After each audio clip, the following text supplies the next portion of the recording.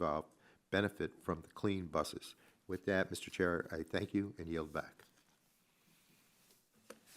Gentleman yields back. Now recognize the gentlelady of Florida, Ms. Kamick, for 5 minutes of questioning. Okay, there we go. I don't know if that's working. I can hear you. I know, well. Well, I appreciate it. Thank you, Chairman Griffith, for hosting this hearing today. Thank you for appearing before the committee. I know we've covered quite a bit here today on this issue, so I want to dive into a little bit of a niche issue. So I understand that this program provides funding for school districts and other recipients to replace their existing buses with zero-emission or clean school buses. However, how are these recipients able to afford to repair and maintain these buses is a huge concern. As I've been chatting with superintendents in my district, this has been a reoccurring theme and question. For example, a public school system in Ann Arbor that adopted electric buses reportedly experienced a lot of, quote, performance issues.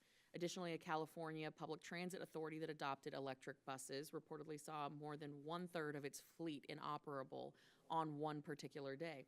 Further, one of this agency's buses was out of service for 275 days due to a lack of available parts. So under this latest round of funding, the 2023 Clean School Bus Grant Program, the EPA states that one of the requirements... If the gentlelady would yield for a minute, it appears that your microphone is not working. It says it's green, but I know it's not. All right, well, they're picking it up? All right, they're picking it up. I apologize for interrupting you. Okay. We will resume. On them because I didn't have any charging ports back here. Okay, Okay, we good? we're good. Okay. So under this last round of funding, the 2023 Clean School Bus Grant Program, the EPA states that one of the requirements for replacement buses under this program is that the bus serve the school district listed on the application for at least 5 years from the date of delivery.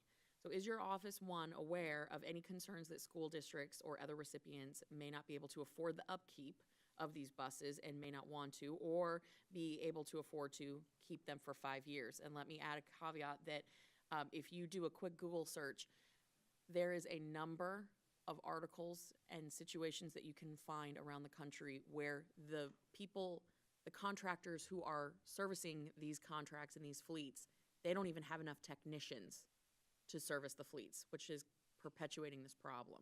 Have you guys been talking about this? Are you aware of this? So I would say more broadly in our discussions with stakeholders, but this goes to the water and wastewater sector.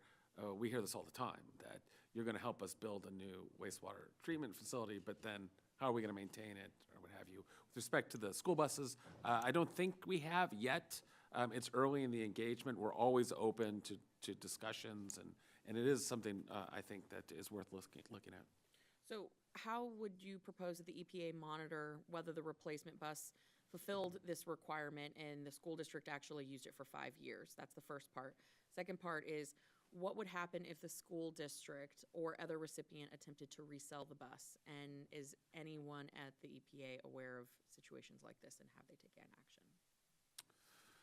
I'm not aware that what the EPA's plans are with sort of post-funding performance. It's an issue that we always raise with the agency, regardless of the program, that it needs to have better program management and performance measures. And so this is one of those areas. We've spoken to it generally in our lessons learned as they've run up to this, and I'm sure that in the course of our oversight, as we sort of get to that part, we will look at how they're measuring performance afterward. And as you said, the statute is clear, 5 years, and the EPA, it does give the EPA the right to ask for the money back if they don't perform according to those criteria.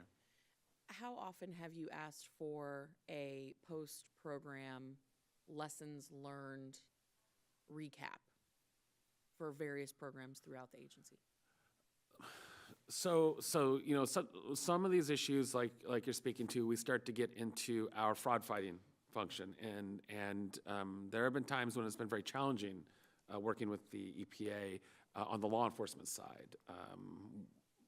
As you can imagine, when you have different law enforcement organizations in one agency, they can sometimes bicker, but my sense of it is recently the EPA takes seriously.